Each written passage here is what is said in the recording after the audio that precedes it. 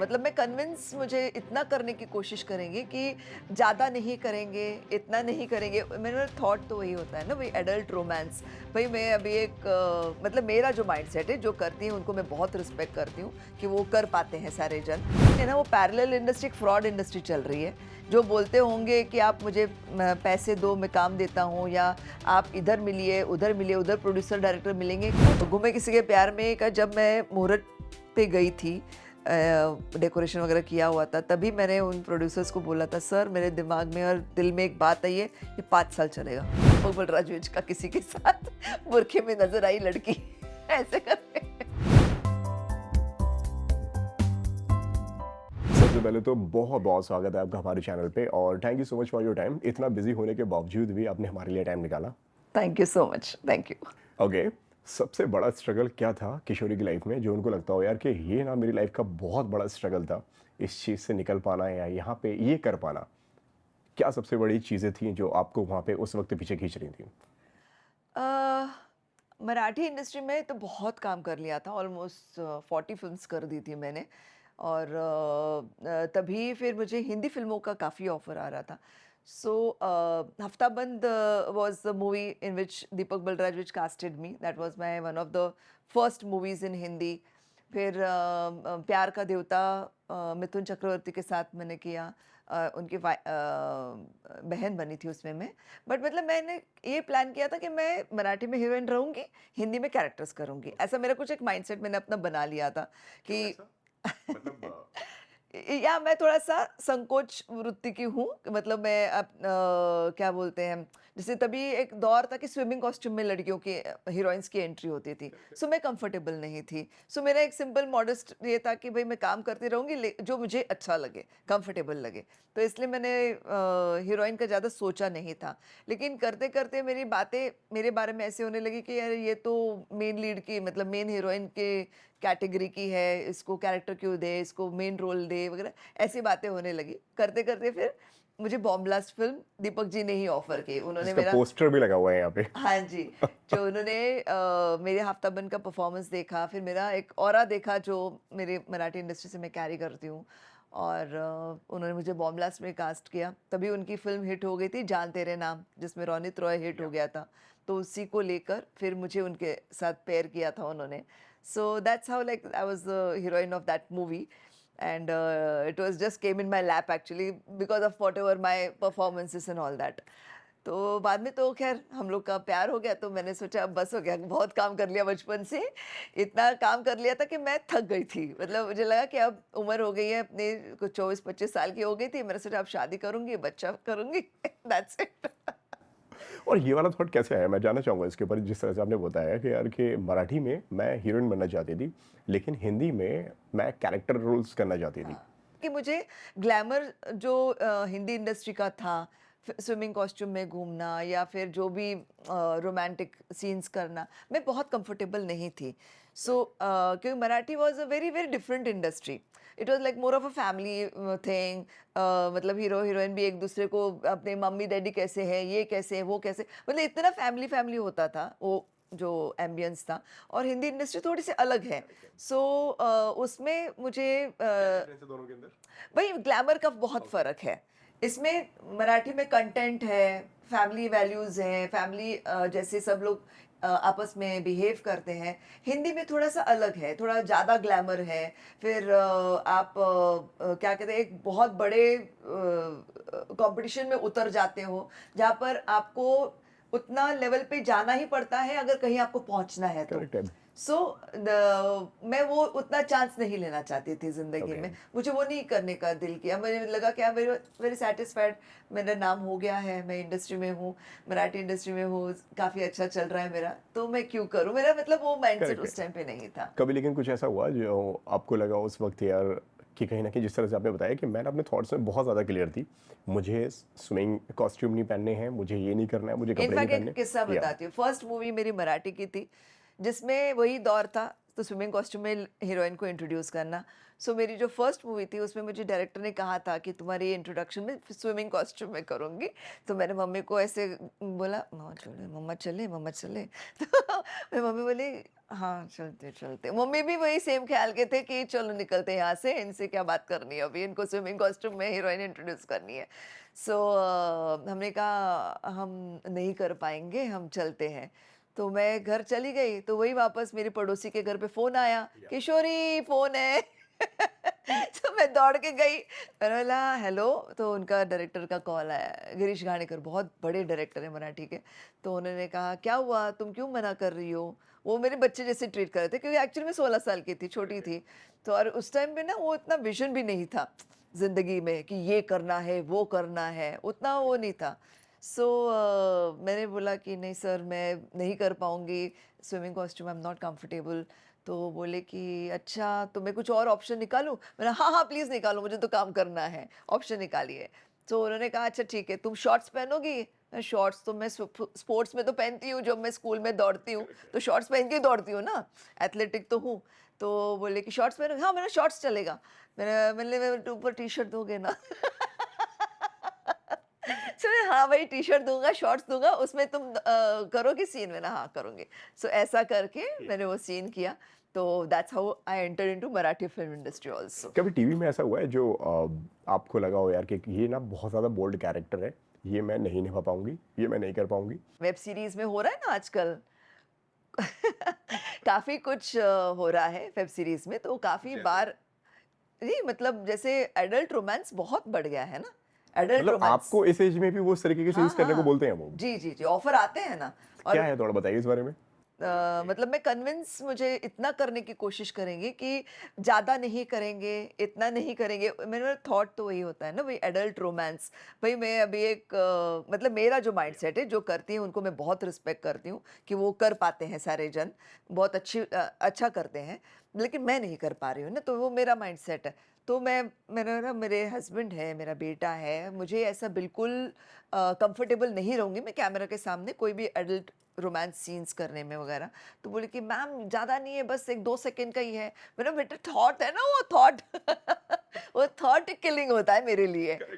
कभी-कभी ऐसा भी होता है कि बड़ी लेडी है, छोटे लड़कों के ऊपर डोरे डाल रही है, ऐसे ही टाइप के कैरेक्टर। मैंने बोला नहीं, मेरा बेटा जवान है, मैं नहीं ऐसे कैरेक्टर कर सकती हूँ।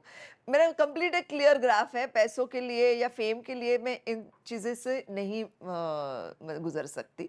सो जो करते हैं उनको मैं एक्चुअली सैल्यूट एंड नमस्ते करूँगी। आप अच्छा कर रहे हो, लेकिन मैं नहीं कर पा बट रही हूँ। डोंट यू थिंक सो कि मतलब जो आदमी आपको कास्टिंग के लिए अप्रोच कर रहा है या जो ज़ाहिर सी बात है यार एक बॉडी वर्क होता है, एक काम होता है यार, फ़िल्मोग्राफ़ी देखो यार, जी, मैं बैठा हूँ, मुझे पता है कि आपने क्या-क्या आपने काम जी। करे हुए हैं, किस इंडस्ट्री से आप बिलॉन्ग करते हैं, कहाँ से आपने शुरुआत की है, किस घराने से आप हैं।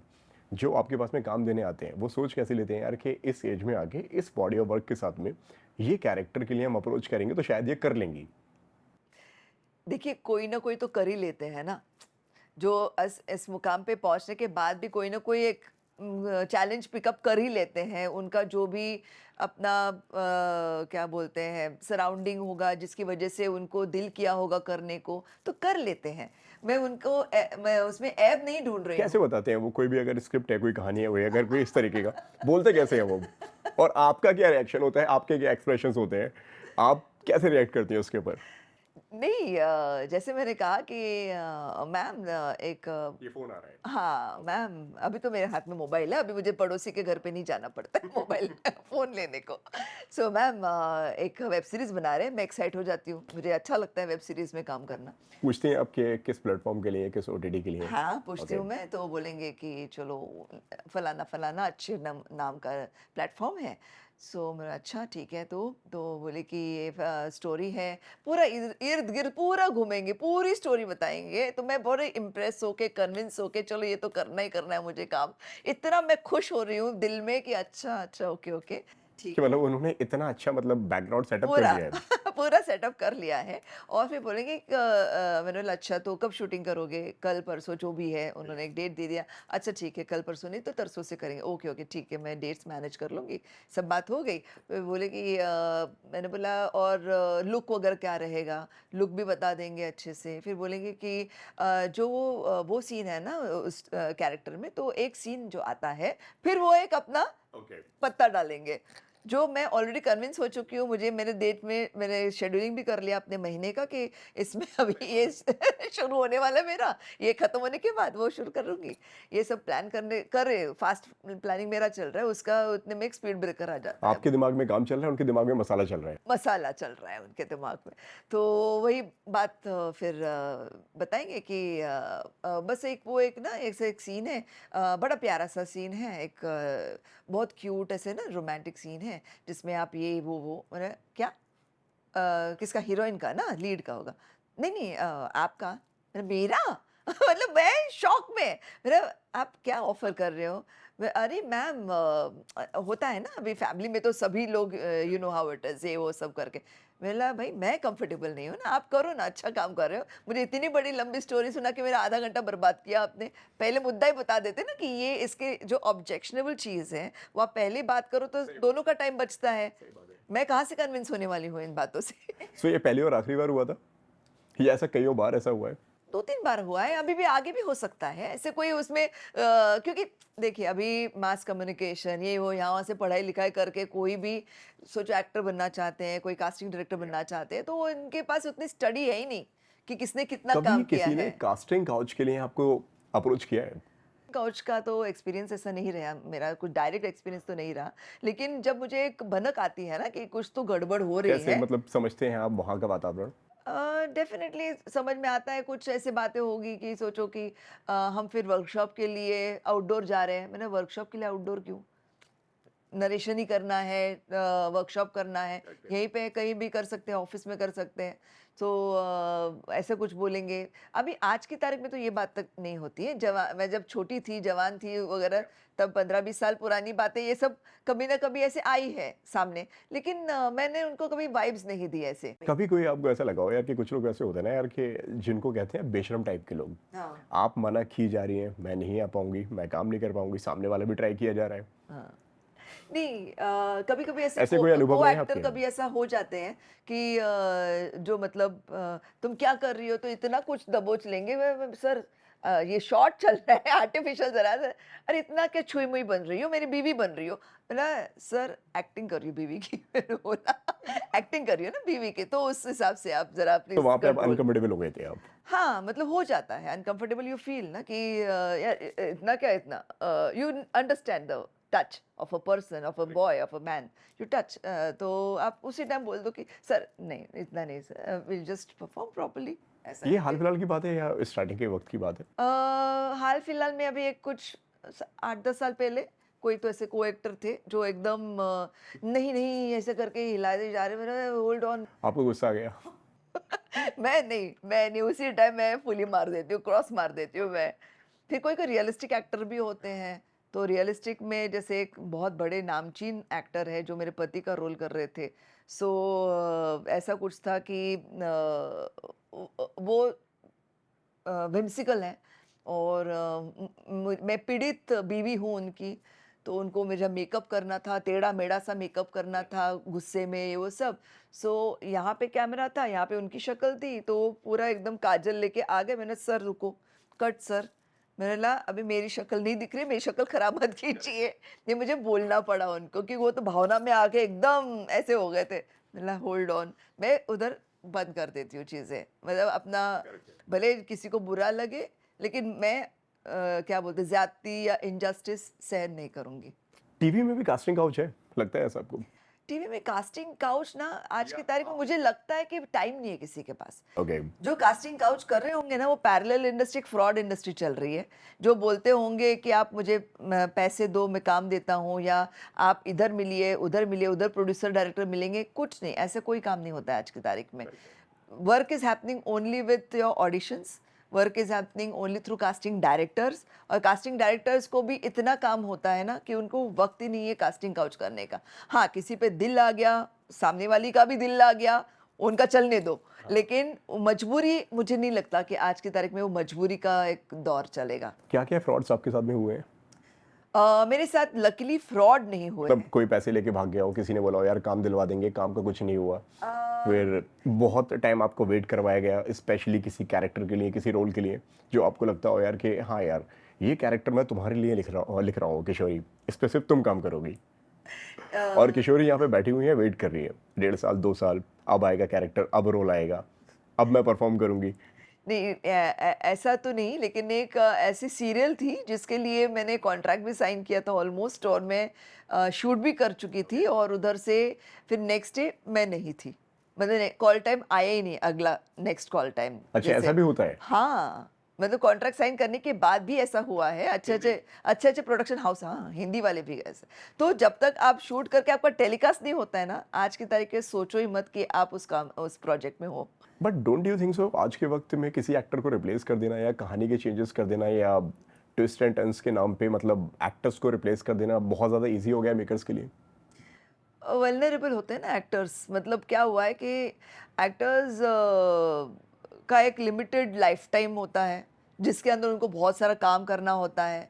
अगर वो काम नहीं करेंगे वो, तो बाकी दूसरे इसमें एब्जॉर्ब होना उनके लिए बहुत डिफिकल्ट होता है, तो जैसे मिलेंगे वैसे कर लेते हैं। हालांकि जब मेरे पास कभी रिप्लेसमेंट का रोल आता है, बोलते हैं कि जैसे वो एक एक्टर फलाना है, वो चली गई है, तो आपको वो रोल करना है। सो मैं पहले उस एक्टर को फ़ोन करके पूछती हूँ कि भाई क्या हुआ था, ज़रा आपकी स्टोरी बताओ। मतलब भले मैं जानती हूँ नहीं जानती हूँ, मैं कॉल करके मेरी अपनी जिम्मेदारी निभाती हूँ कि आई एम रिप्लेसिंग यू, ऐसा मुझे प्रोड्यूसर ने कहा है, तो मैं क्यों रिप्लेस कर रही हूँ। तो वो अपने कोई जेन्युइन रीज़न हो तो बताती है, तो देन आई गो अहेड। अगर वो बोलेगी कि नहीं मुझे वो निकाल रहे हैं ये वो सब, तो मैं थोड़ा सा डिस्कशन करूँगी कि हुआ क्या, थोड़ा सा मैं वो डीप जाऊँगी, क्योंकि आज की तारीख में आई कैन अंडरस्टैंड कि क्या प्रॉब्लम हो सकती है। कभी कभी क्या होता है, प्रोडक्शन हाउस ट्रीटमेंट अच्छी नहीं देते हैं। कभी कभी आपको, जैसे एक प्रोडक्शन हाउस था जो सुबह 7:30 बजे बुलाते थे 9 की शिफ्ट में, तो मैंने तो वो शो ही नहीं किया, कि मैंने बोला इतना टाइम नहीं है मेरे पास कि 9 से 9, 9:30, 10 तक शूटिंग करो, सुबह 7:30 बजे भी आओ। तो भाई फैमिली होती है, अपना खुद का पर्सनल लाइफ भी होता है। सो मैंने तो वो शो छोड़ दिया था, शुरू में ही बोल दिया कि जब उसका पहला कॉल आया ना कि मैम 7:30 बजे, मैंने 8 बजे की शिफ्ट है, बोले नहीं 9 बजे की। मैंने 1.5 घंटा पहले तो मैं नहीं आने वाली, तो मैं 8:30 बजे आ सकती हूँ। बोले नहीं यहाँ पे रूल है। मैं sorry sir I can't come then. ये डेली सोप है ना, अगर आप फिल्मों की शूट कर रहे हो 2-4 दिन है, 15-20 दिन है, तो ठीक है, that we have to do a lot of work. But daily soap में तो हमें अपनी लाइफ भी संभालनी पड़ती है। कोई भी एक डेली सोप चुनने के टाइम भी ना इतना सोचना पड़ता है ना, क्योंकि वो प्रोडक्शन हाउस की ट्रीटमेंट कैसी होगी, पूरा 1-1.5 साल आपको उसके साथ निकालना है, पूरे मतलब कौन से प्लेटफॉर्म पे आ रहा है, अपना कैरेक्टर क्या है, बहुत ज़्यादा चीज़ें सोचनी पड़ती है बिफोर एक्सेप्टिंग अ डेली सोप। क्या हुआ था वहाँ पे जब आपने बताया कि मुझे अब शो टेलीकास्ट होने से पहले मुझे वहाँ से हटा दिया गया, मुझे रिप्लेस कर दिया गया वाले शो का? उनका ना मुझे समझ नहीं आया, उनको शायद कोई आइदर सस्ते ऑप्शन मिले होंगे, या फिर उनको मेरा लुक ज़्यादा ही कुछ मॉडर्न लगा होगा, क्योंकि वो थी गाँव की स्टोरी। ओके। वो तो मैं मानती हूँ, मैं घुस रही थी गाँव के कैरेक्टर में ओके। ऐसे वैसे करके। सो उनको शायद लगा होगा बाद में कि यार ये, नहीं हो रहा। हाँ, इतना वो सूट नहीं कर रहे हैं इस शक्ल से, या फिर मैं उतना, जो भी है उनका रीज़न था। मैं बुरा इसलिए मानी क्योंकि उससे पहले भी तो 2-4 मीटिंग्स हो चुकी थी ना, तो उसी टाइम मतलब आप टाइम डिसाइड। बहुत ज़्यादा वेस्ट कर दिया हाँ, उन्होंने क्योंकि आपका। वो मैंने एक स्लॉट निकाल दिया ना, अभी एक डेली सोप मैं एक्सेप्ट कर रही हूँ बोले, तो दूसरे 2 डेली सोप्स को मना कर चुकी थी मैं, और ये ऐन वक्त पे पता चलता है कि वो मेरा लुक नहीं उनको मैच हो रहा है और निकाल दिया।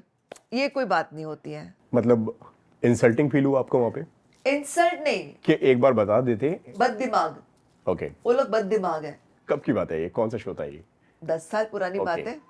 हाल फिलहाल में ऐसा कुछ भी नहीं हुआ है? नहीं नहीं, हाल फिलहाल में नहीं हुआ, क्योंकि मैंने अभी लॉकडाउन के बाद ये 2 ही शो किए हैं, गुमे किसी के गुमे किसी प्यार प्यार में, में कैसे और मुझे तुम कैसे मिल गए। मुझे तुम मिल गए। इन्हीं में 5 साल निकल गए मेरे। फिलहाल तो I am happy with that, I had good running shows. और उसके पहले मैंने टेली सीरियल्स में फोकस भी नहीं किया था। मैं ज़्यादा फिल्में कर रही थी, मराठी फिल्में कर रही थी, फिर मराठी सीरियल की, नाटक में काम कर रही थी, थिएटर कर रही थी, इवेंट्स वगैरह कर रही थी, तो ये सब चीज़ें ज़्यादा कर रही थी। लॉकडाउन के बाद मैंने सीरियल पे फोकस किया। कभी कभी ऐसा हुआ है जो आपको लगा हो यार कि ये बहुत ज़्यादा डिसरिस्पेक्टिंग था मेरे लिए, बुरा एक्सपीरियंस? अच्छे तो आपने बता दिए भाई, सारे के सारे अच्छे लोग हैं, और जो आपको लगा हो यार कि यहाँ पे यार थोड़ा ना बेटर तरीके से काम हो सकता था? हाँ, एक मैं सीरियल कर रही थी, एक मराठी सीरियल कर रही थी जिसमें एक पैरेलल रोल था मेरा और एक महिला का। तो हम दोनों का पैरेलल तू तू मैं करते हुए ऐसा एक सीरियल हाँ। का जॉनर ही वो था, ओके। कॉमेडी था। सो उसके में उसमें क्या हुआ था कि वो अपने आप को ज़्यादा ऊँचा करने का ये करने लगी, कोशिश करने लगी। मतलब राइटर्स के साथ ये डिस्कशन करना, प्रोड्यूसर्स के साथ डिस्कस करना, फिर सेट पे आके 2 घंटे एक्स्ट्रा लेके वापस सीन रीराइट करना। अब मैं I have not come from that background, मैं बहुत प्रोफेशनल हूँ, आप मुझे स्क्रिप्ट दीजिए, आपने जो मुझे रोल बताया वो मुझसे करवाइए, मैं खुश हूँ उस बात से। मैं अपने आप को उससे बड़ा करने की कोशिश नहीं करती क्योंकि मुझे बताया गया है कि पैरेलल रोल चलने वाले हैं। लेकिन जब सामने वाले ऐसे करने लगते हैं तो फिर दिल दुखता है, फिर मैं कंप्लेंट करूँगी। मैं रिटेलिएट प्रोड्यूसर का नुकसान नहीं करूँगी, लेकिन मैं उनको बोलूँगी कि भई देख लो, आपके शो को इफ़ेक्ट हो जाएगा। धीरे-धीरे मेरे भी दिल में वो कटुता निर्माण हो जाएगी कि भई मेरे लिए just because I am not fighting back, it should not be कि इनजस्टिस हो रहा है। सो उनको समझा-समझा के फाइनली वो शो बंद हो जाते हैं, ऐसे शोज़ जहाँ पे नेगेटिविटी आ जाती है। सो इट इज़ ऑलवेज़ बेटर कि जो आपको मिल रहा है, आपको जो बताया गया है, उसके आगे छलांग लगाएँगे तो फिर वो नेगेटिविटी की तरफ जाता है। So it's better to be contented. क्या हुआ था फिर वहाँ पे? नहीं, वो शो बाद में एक आई थिंक 8-10 महीने के बाद बंद हो गया वो show, because even they couldn't tolerate कि 2-3 घंटे स्क्रिप्ट में ही वेस्ट हो रहे हैं, लिखाई में वेस्ट हो रहे हैं। And it was a daily soap, रोज़ का टेलीकास्ट होता था।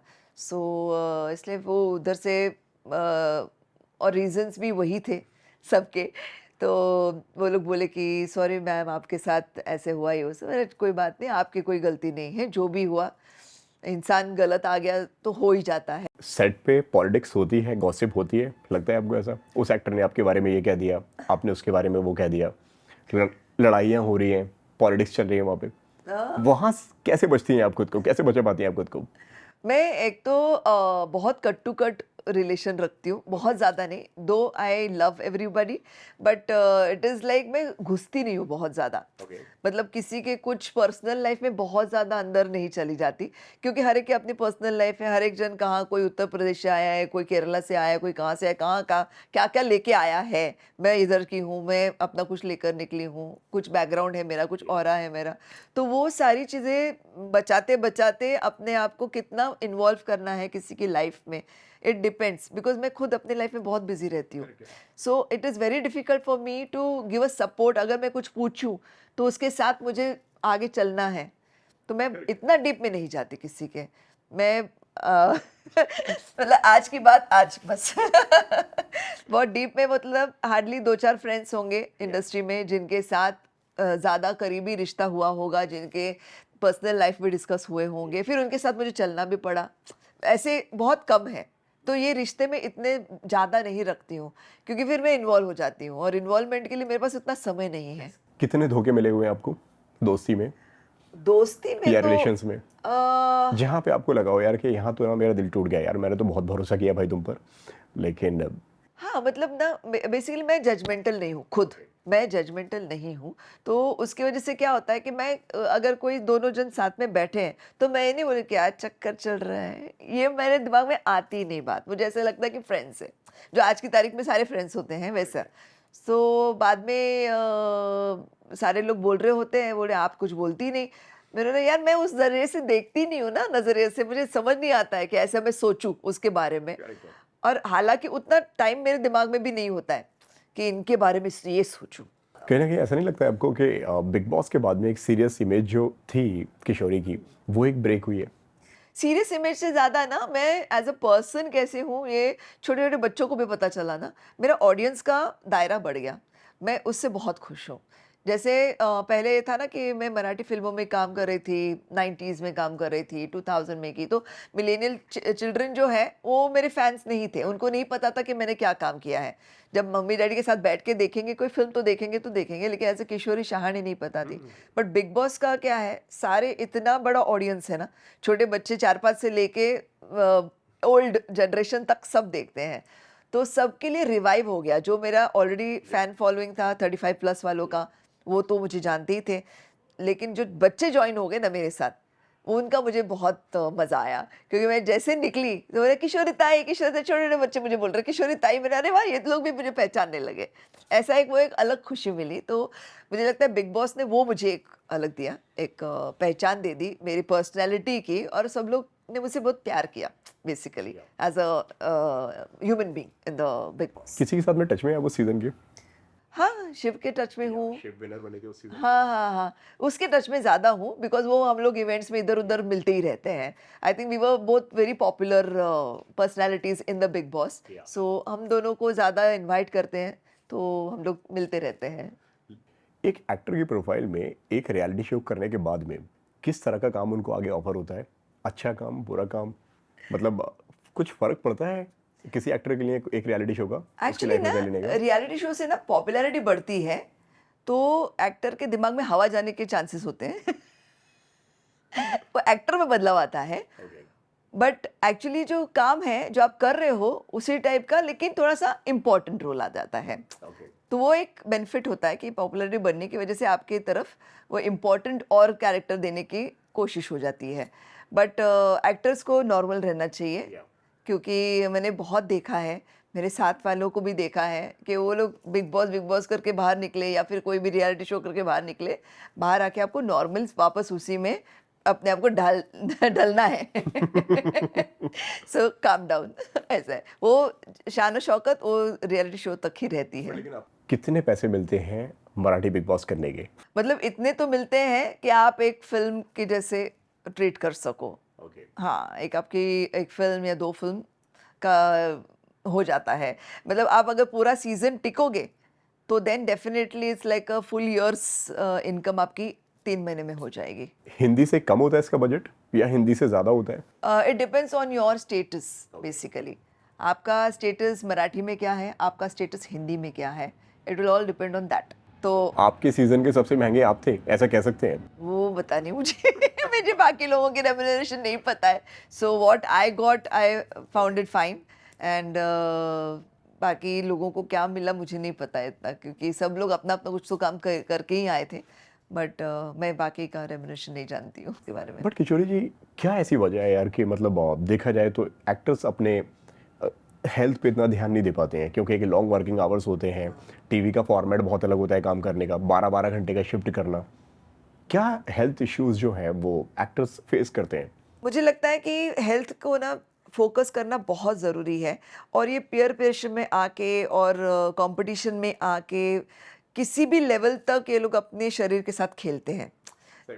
इंजेक्शंस हुए, पाउडर्स हुए, या फिर अपना शेड्यूल्स हुए, जो जागरण करना पड़ रहा है या सो नहीं रहे हैं ठीक से, कहीं ना कहीं तो आपके सारे बॉडी पार्ट्स पे उसका असर होने वाला है।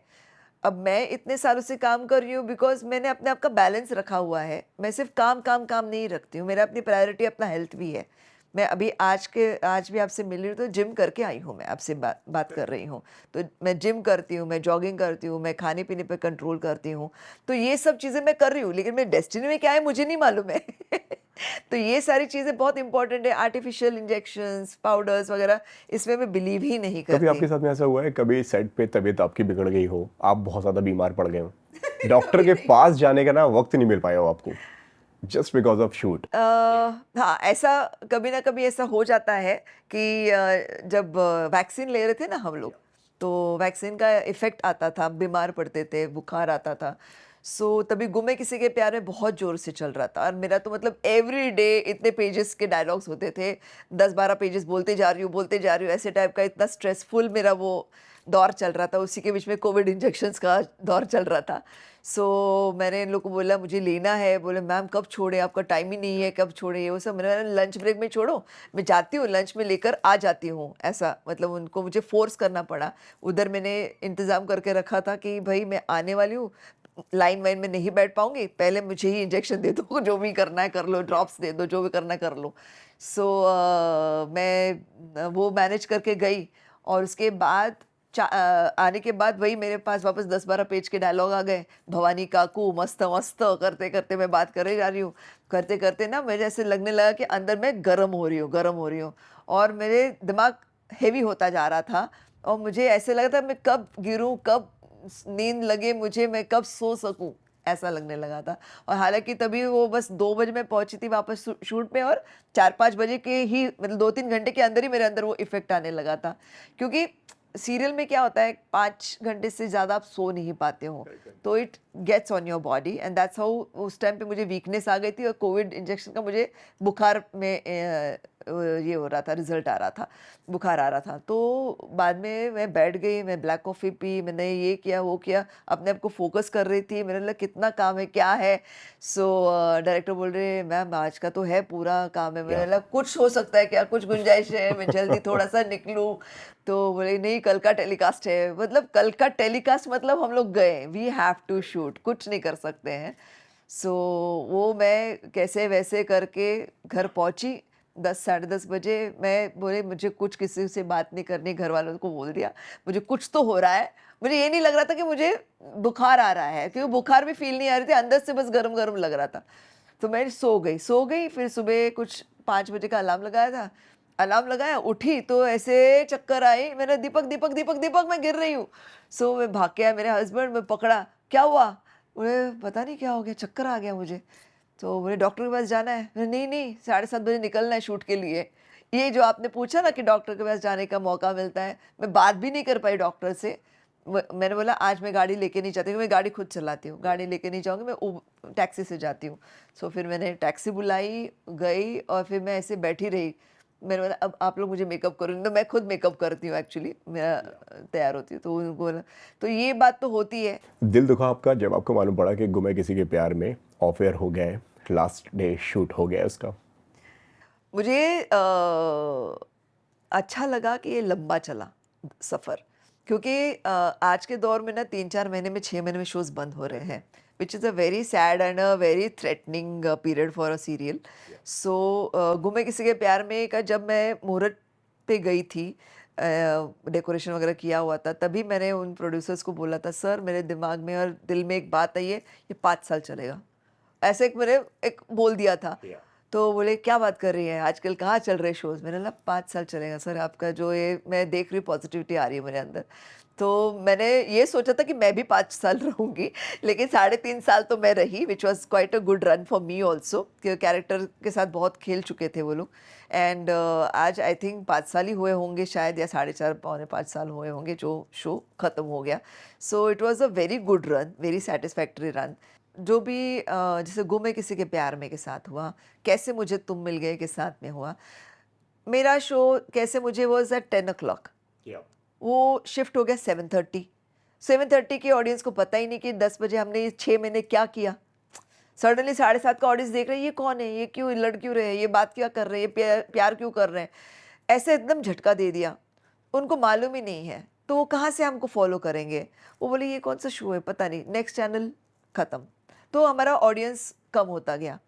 सेम थिंग हैपन विद गुमे किसी के प्यार में। अब स्टोरी मैंने उसको फॉलो तो नहीं किया मेरे जाने निकलने के बाद, बट स्टोरी का भी नहीं मालूम है। बट आई थिंक ये उनके साथ भी थोड़ा सा ऐसे ही हुआ कि जो 8 बजे का एक सक्सेसफुल रन था उनका, 4 साल का, 4.5 साल का, वो पिछले 6 महीने में शायद टाइम स्लॉट चेंज हो गया। और ऑडियंस का ये कहना है कहीं ना कहीं यार उन्होंने ना स्क्रिप्ट के साथ में इतनी छेड़खानी कर दी है, हाँ हाँ, कभी कास्ट के साथ में, कभी करेक्ट एक्टर्स के साथ में, करेक्ट करेक्ट। कहीं ना कहीं वहाँ पे एक गेम ऑडियंस बदल सा एक्चुअली गया ना होता। फाइनल प्रोडक्ट देखते हैं ना, तो उसके पीछे इतनी कहानियां होती है ना। कभी कोई एक्टर होता है छोड़ के चला जाएगा, कोई एक्टर होता है उसका परफॉर्मेंस सही नहीं लगा, कोई एक्टर उसका बिहेवियर नहीं सही लगा, कोई टेक्नीशियंस ने कुछ खराबी कर दी, कोई राइटर छोड़ के चले गए, कोई प्रोडक्शन वाले छोड़ के चले गए।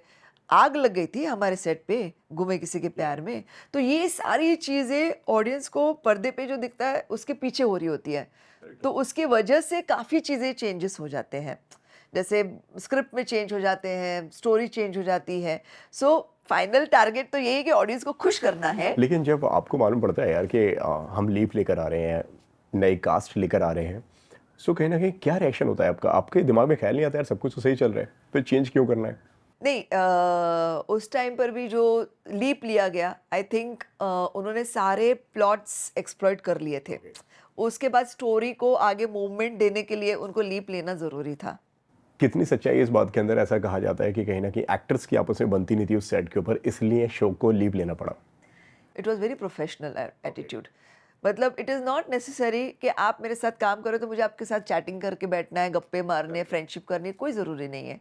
मैं मेरा काम, आपका काम, एक साथ हम रिहर्सल करें, दैट इज़ मोर इम्पॉर्टेंट। कभी ऐसा हुआ है आपके सामने कुछ बड़ा आर्ग्यूमेंट हो गया हो दोनों के बीच में? और नहीं, नहीं। क्या थी मतलब दोनों के बीच में वजह? शोडाउन कभी नहीं हुआ, दोनों ने सामने सामने शोडाउन कभी नहीं हुआ। उनका अगर आपस में भी कुछ हो रहा होगा तो मन में था, अपनी अपनी टीम्स के साथ होता होगा, बट इट वाज नथिंग कि सामने कुछ दिख रहा है हम लोग को। ये दिखता था कि कोल्ड वाइब्स है, उतना ही था। ये मालूम पड़ता था? हाँ, कोल्ड वाइब्स तो डेफिनेटली थे। एक हेलो हेलो इतना हुआ, उसके बाद बातें बातें कुछ जैसे हंसी मजाक एक दूसरे में इन्वॉल्व होना, वो नहीं था। बट डेफिनेटली प्रोफेशनलिज्म बहुत थे सब में। वजह जानने का आपने कभी ट्राई किया वहाँ पे? क्या वजह है, क्यों? शायद मैं सुलह करा पाऊँ। नहीं, मैं इतना नहीं। कि करते रहो अपना।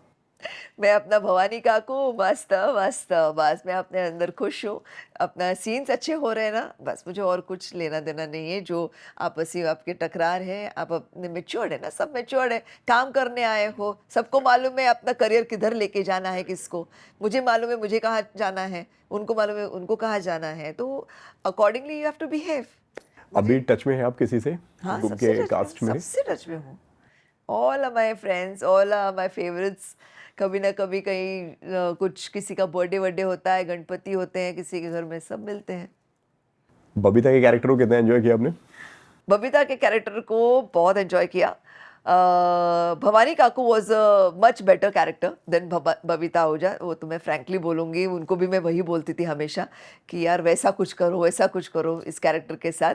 बट वहाँ पे स्टोरी अलग थी, उनका जॉनर अलग था। इट वॉज नॉट लाइक, क्या बोलते हैं, ये थोड़ा एरिस्टोक्रेट थी ना गुमे किसी के प्यार में। और यहाँ पे it was like a modern Delhiite family जो कंटेम्प्रेरी आज की चीज़ें लेकर है, तो वैसा था।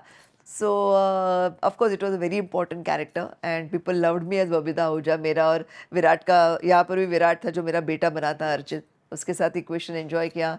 बाद में स्मृति के साथ भी मेरा इक्वेशन एंजॉय किया लोगों ने। इट वाज फन, बहुत मज़ा आया। क्यों वो शो ज़्यादा लंबा नहीं चल पाया, क्या लगता है आपको? वही रीज़न, टाइम स्लॉट चेंज हो गया। 10 बजे तो हम लोग बराबर टक्कर दे देते सारे रियलिटी शोज़ को भी, सारे अदर फिक्शन शोज़ को भी, नॉन फिक्शन शोज़ को भी, सबको में हम लोग टक्कर बराबर दे देते। 1.6 1.4 ऐसी टाइप की टीआरपी थी। पता नहीं क्या हो गया, चैनल ने 7:30 बजे का कर दिया शो, और 7:30 बजे की ऑडियंस को वो जानते ही नहीं थे कि 6-7 महीने हमने क्या किया है। सो उनके लिए एक बहुत बड़ा जर्क रहा वो टाइमिंग, और वो ऑडियंस, मतलब वो पहचानती नहीं थी हम लोगों को, हमारे कैरेक्टर्स को। सो इसलिए ड्रॉप हो गया। बाकी उसी जो ड्रॉप हो गया वही सस्टेन होता गया आखिर तक, क्योंकि जो ऑडियंस ने देखा 7:30 बजे, जिन्होंने देखा तो वो चिपक गए, बट जिन्होंने सोचा होगा कि ये क्या हो रहा है वो निकल गए। मतलब 10 बजे की ऑडियंस भी हम लोग ने खो दिया, कि वो ढूंढ नहीं रहे थे कि 7:30 बजे वापस लौट के, शायद वही लौट के आए हो 7:30 बजे के स्लॉट में। तो एक थोड़ा सा एक मॉडरेट टीआरपी चलता रहा हमारा। कैसे मिले थे दीपक जी आपको? पहली मुलाकात कैसी थी आपकी उनके साथ? दीपक जी हफ्ता बंद इस फिल्म के दौरान कास्टिंग कर रहे थे। ओके। उनको एक सिंपल सादगी, ऐसे एक लड़की चाहिए थी जो जैकी श्रॉफ की बहन, नहीं भाभी थी, जैकी श्रॉफ की भाभी थी।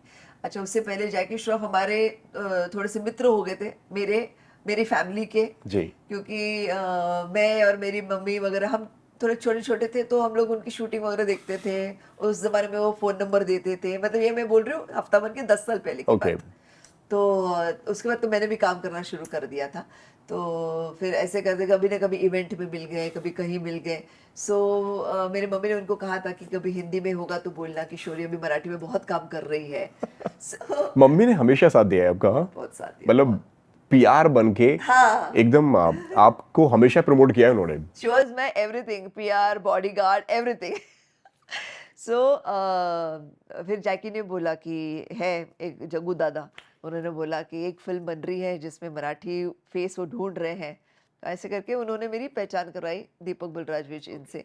और फिर उन्होंने बोला अच्छा ठीक है। और उस जमाने में इतना कुछ नहीं था कि ऑडिशन हो रहे हैं, चुन रहे लोग, ये वो सब। उनको फट से पसंद आया, उन्होंने सिलेक्ट कर लिया और मैंने उसमें काम किया। तो उसके बाद हमारी फ्रेंडशिप बढ़ी, हम लोग ज़्यादा बात करने लगे, वो फर्स्ट क्लास बोलने लगे, बहुत अच्छी एक्टिंग करती हो बोलने लगे। तो मुझे लगा कि ये तो कुछ नया है, पॉजिटिव कितने हैं ये डायरेक्टर, मेरी एक्टिंग को इतना अप्रिशिएट कर रहे हैं। क्योंकि हर डायरेक्टर वेरी गुड नहीं बोलता, बहुत रेयरली। और मैं देख रही थी वो ना, आई मीन अपने जैकी भी कुछ परफॉर्म कर वेरी गुड बोल रहे हैं, मतलब he was so happy quickly. और खुश होते थे तो तारीफ कर देते थे। सो मुझे इनका ये बहुत अच्छा लगा कि he is so positive, so clear hearted. पहले यहाँ पे प्यार में कौन पड़ा, आप या वो? मैं ही बड़ी। मुझे अच्छा लगा कि ये कुछ अलग इंसान मुझे मिला है जिंदगी में। एंड वो काफी फैमिली मैन भी थे, मतलब उनके मम्मी डैडी सेट पे आते थे। मैं और उनके डैडी भी एक्टर थे, बहुत बड़े एक्टर थे बलराज जी। उनकी 16 फिल्में हो चुकी थी एज अ हीरो।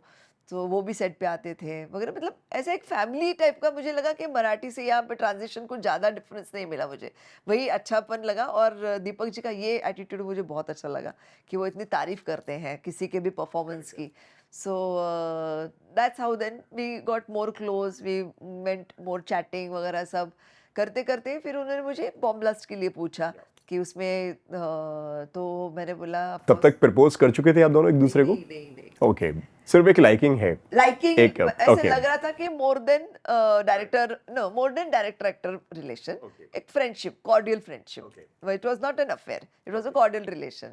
जैसे मतलब अगर मैं मेरे कोई को एक्टर से बात करती हूँ तो ज्यादा एक से बात करूंगी, 10 जन से सब बातें नहीं करूंगी। तो ऐसे उनके साथ मेरा रिलेशन हो गया था, फ्रेंड हो गए थे मेरे। मतलब एक ट्रस्ट वहां पे डेवलप हो गया था ट्रस्ट कि यार ट्रस्ट हो कि गया था। दीपक जी ने बोला तो काम कर लेंगे। हाँ, जैसे कभी मेरी अपनी कुछ मुश्किलें में बात कर सकूं, ऐसा एक फ्रेंड मिल गया था मुझे।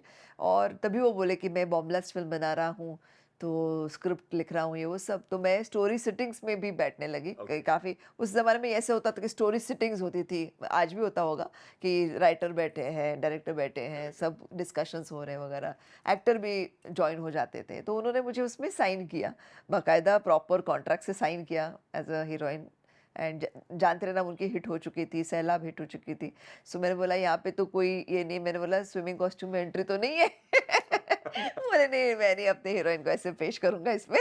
सो मैंने बोला अच्छा ठीक है, शी इज़ अ डांसर, ऐसा उसका कैरेक्टर ही वो था कि she is a dancer, Indian classical dancer, ये वो सब। तो उसका कैरेक्टर ही इतना बढ़िया था। सो मैंने वो फिल्म की और फिर उसके बाद मुझे लगा कि अब शादी करनी चाहिए, इतना वो मैंने। क्या बोला आपने उन्हें? मेरी फैमिली एक्चुअली देख रही थी मैं ज्यादा किसी से बात कर रही हूँ। मतलब आज तक फैमिली इतना, को समझ में आ रहा था, हाँ। उनको समझ में आ रहा था दीपक जी कि को समझ में नहीं आ रहा था। Deepak ji was very cordial, मतलब friendly. And he is always a human being, nice human being to everyone. मतलब आज भी कोई मिलते हैं ना कि 20 साल पहले हम आपसे स्ट्रगल कर रहे थे, आपके पास स्ट्रगल कर रहे थे, लेकिन आप इतना अच्छे से हमको गाइडेंस देते थे। मतलब he has been always a kind gentleman. तो सो वो इंस्टेंट मतलब आपने उनको प्रपोज कर हाँ दिया और उन्होंने हाँ कह दिया कि हाँ, उन्होंने थोड़ा सा टाइम लिया कि यार नहीं के उन्होंने फैमिली से कहा, डिस्कस नहीं करेंगे? मैंने उनको एक्चुअली फोन पे बोला कि हम ओके, शादी कर सकते हैं क्या। तो उन्होंने बोला मतलब कि नो डेटिंग वगैरह कुछ भी, सीधा डायरेक्टली शादी? हाँ, क्योंकि मेरी फैमिली जान चुकी थी कि ये कुछ लड़की अलग कर रही है, इतने सालों से काम कर रही है, लेकिन यहाँ पे कुछ अलग चल रहा है, इनका बातें ज्यादा हो रही है फोन पे। क्योंकि तब तक घर पे फोन आ चुका था, लैंडलाइन। सो अब कोई बता नहीं रहा यहाँ पे कि नहीं फोन आया है तुम्हारा? नहीं नहीं, अभी घर में मेरे फोन आ चुका था। तो घर के फोन से ज्यादा बात किससे हो रही है, तो इन्हीं से हो रही है। तो मैं बोलती थी नहीं स्क्रिप्ट पे डिस्कशन हो रहा है, नहीं नहीं ये इस पे डिस्कशन है, मैं अपने बहाने बना रही हूँ। मेरी मम्मी पहचान गई, सिस्टर्स पहचान गए, बोले कोई नहीं तू बात कर ले, अब अगर तुझे दिल कर रहा है शादी वादी करनी है तो कर लो। ऐसे करके हमने फिर प्रपोज किया मैंने, मतलब प्रपोज किया मैंने, फ़ोन पे बोला कि फैमिली बोल रही है मैं शादी कर सकती हूँ क्या आपसे? सो बोला, अरे वेट वेट वेट, बहुत कॉन्ट्रास्ट है। मैं बोल रही जर्नी, तुम्हारी मराठी जर्नी, मेरी Punjabi journey, film industry journey, बहुत कॉन्ट्रास्ट है, लेट्स मीट डिस्कस। तो फिर उनकी फैमिली, मेरी फैमिली, हम सब साथ में डिनर या लंच पे बैठे किसी रेस्टोरेंट में, एंड बाकायदा डिस्कशन हुआ। सो मेरे डैडी ने उनको पूछा कि किशोरी काम करेगी ना शादी अगर आपसे होती है उसके बाद? अरे बोले, मैं तो कोई ऐसे सोच भी नहीं रहा हूँ अभी तक। मुझे एकदम पकड़ाया है। तो बोले कि ऑफ कोर्स वो शादी के बाद काम कर सकती है, जोक्स अपार्ट, एंड यस मैं भी शादी करने के लिए तैयार हूँ, ऐसा करके फिर वो हम लोग का प्लान बना। फिर हमारी फिल्म रिलीज होने के बाद और अराउंड 6 महीने के बाद हमने शादी की, फिर दिसंबर में शादी की हमने। कैसी होती थी उस वक्त की डेटिंग लाइफ? डेटिंग लाइफ, वो जो बाद में जो हमारा 6 महीने का घूमना फिरना हुआ, एक बार डिसाइड करने के बाद, मैं बुर्का पहनती थी बिकॉज मुझे बहुत पहचानते थे लोग, मेरी इतनी फिल्में आ चुकी थी, इतने सीरियल्स आ चुके थे कि लोग पहचानते थे। अगर मैं रेस्टोरेंट में जाऊँ तो अरे मैडम तुम ही, ऐसा करके एकदम मतलब पहचाने। मैं सीरियसली बुर्का पहन के जाते थे हम? हाँ, बुर्का पहन के जाती थी मैं। मैंने अपने एग्जाम्स भी बुर्का पहन के दिए। ओके। हाँ, बिकॉज़ मैं कुछ टीवाई बीकॉम की वगैरह एग्ज़ाम्स थी, तो तब तक तो ऑलरेडी 20 फ़िल्में कर चुकी थी। तो तभी मुझे ऐसा लगता था कि सब मुझे देख रहे हैं और बोलते हैं, "अरे तुम ही?" तो मैंने, "तुम ही नहीं, मैं छोटी हूँ, मुझे एग्ज़ाम देनी है।" अब दीपक जी चल रहे हैं और साथ में बुर्का पहनी हुई एक कोई लड़की चल रही है। हाँ, अब लोग यहाँ पे देख रहे हैं, कैसा होता था वो माहौल? कुछ तो चक्कर चल रहा है दीपक बलराज का किसी के साथ। बुर्खे में नज़र आई लड़की, ऐसे करके। ये हेडलाइंस छप रही थी उस वक्त। छप रही थी, बहुत छप रही थी। तो मैं दीपक जी को वही बोलती थी, बाहर नहीं मिलने, घर में मिला करेंगे। फिर वो मेरे घर आने लगे, मैं उनके घर जाने लगी। ये बुर्के वाला आइडिया किसका था वैसे? मेरा। सो एनीवेज, तो दीपक जी के साथ भी ऐसे ही चलता रहा बुरखे में वगैरह। तो बाद में फिर तो शादी हो गई। अब याद आते हैं वो दिन जब बैठते हैं कि यार कि हम इस तरह से मिला करते थे हाँ, और वो बुरखा संभाल के रखा है ना मैंने। आज तक है मेरे एक डेस्क में, ऐसे रखा हुआ है मैंने वो बुरखा संभाल के कि सीरियसली? या यादगार है ना वो, तो मतलब एकदम बहुत स्वीट सी मेमोरीज है वो। एग्जाम देना, इनके साथ डेटिंग करना, it is such a sweet memory. Best marriage advice क्या होगी अब इतने लंबे समय शादी के बाद में खुशी खुशी रहना? और आज भी जब हम उनके बारे में बात कर रहे हैं तो एक आपकी आंखों में एक अलग सी एक चमक है। कोई भी ना एक दूसरे को अपने जैसा मत बनाओ, वो तो फर्स्ट एडवाइस है। मतलब ये नहीं कि मैं कैसे ये साफ सुथरा रखती हूँ तुम भी करो, नहीं, वो उसको आदत नहीं है ना, तो उसको उसके हिसाब से ढलने दो। उसका अपना तरीका आप आजमाओ, अपना तरीका वो आजमाए, ऐसा नहीं हो पाएगा। बिकॉज आप दोनों दूसरी दुनिया से आए हो, अलग अलग दुनिया से आए हो, तो एक दूसरे को समझो, प्रॉब्लम समझो। जैसे अभी हमारी फैमिली, मेरे हस्बैंड और मेरे बीच में, दीपक जी को पेपर वर्क ही हेट्स पेपर वर्क। हालांकि I also hate but I can manage. So paper work मेरा काम होता है हमारे फैमिली में। तो हमने ड्यूटीज ऐसे बांटी हुई है। कुछ बड़ा सोचना है वो सोचते हैं। घर लेना है, कुछ क्या बोलते हैं, डेकोरेशन करनी है, because he is a film maker, तो उनकी विजन बड़ी है। तो मैं एक्टर हूँ, मेरी एक थोड़ी सी लिमिटेड विजन है, ऐसा मैं अपने आप को सोचती हूँ। मैं मतलब उतना स्पेस हमने दिया हुआ है। उनकी सोच मेरी सोच अलग अलग, वो उनको मेरा फायदा होता है, मुझे उनका फायदा होता है। तो बेसिकली एक अपने को परिवार सेटअप करना है ना, अपने बेटे को, अपने बच्चों को उसमें ढालना है, तो अपना एक अलग संस्कार हमें तैयार करना चाहिए। हालांकि हम अलग अलग कम्युनिटी से भी है, मतलब वो पंजाबी है, मैं महाराष्ट्रन हूँ।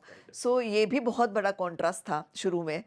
लकीली मुझे नॉनवेज बहुत पसंद है, मुझे पार्टियाँ बहुत पसंद है, तो मैं ढल गई इनके पंजाबी सारे कल्चर में। बट अगर कहीं गलती से वेजिटेरियन होती तो मुश्किल हो जाती। लेकिन वो इसका मतलब ये नहीं कि मैं अपने पति को भी वेजिटेरियन करूँ। वो बेचारा जो नॉनवेज था, तुमने एक्सेप्ट किया था ना, तो उसको वैसे ही रहने दो। एक दूसरे को चेंज मत करो, फिर बहुत जिंदगी आसान हो जाएगी, मुझे ऐसा मतलब लगता है। जो जैसा है उसको वैसे रहने लेट दो। Him be happy, let him be happy. हाँ, और जहाँ पे आपके टॉपिक्स कुछ किसी में आप अच्छे हो, किसी में वो अच्छे हैं ना, तो वो टॉपिक्स का कैप्टन उनको बनाओ। जैसे पेपर वर्क में मैं ठीक हूँ तो वो उसमें इंटरफियर नहीं करते हैं। मैं बोलती हूँ कि मैंने ये लिखा, हाँ ठीक है ठीक है ठीक है, करेक्ट है, ठीक है, जो भी है, मतलब भले बैंकिंग हो, भले कोई पेपर वर्क हो, और भी, तो वो मैं हैंडल कर लेती हूँ।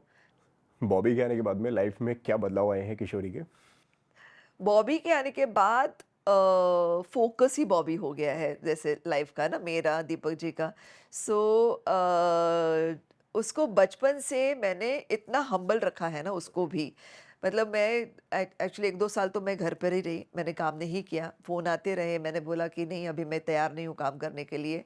मुझे एक वो उसको क्वालिटी टाइम देना था, जो मुझे पॉसिबल हुआ बिकॉज़ मेरे जो दीपक जी थे वो भी ऐसे कुछ नहीं थे, या किसी ने बोला नहीं कि तुम्हें काम करना ज़रूरी है। मुझे वो प्रायोरिटी मिल गई थी कि मैं अपने बच्चे को ध्यान दे सकती हूँ।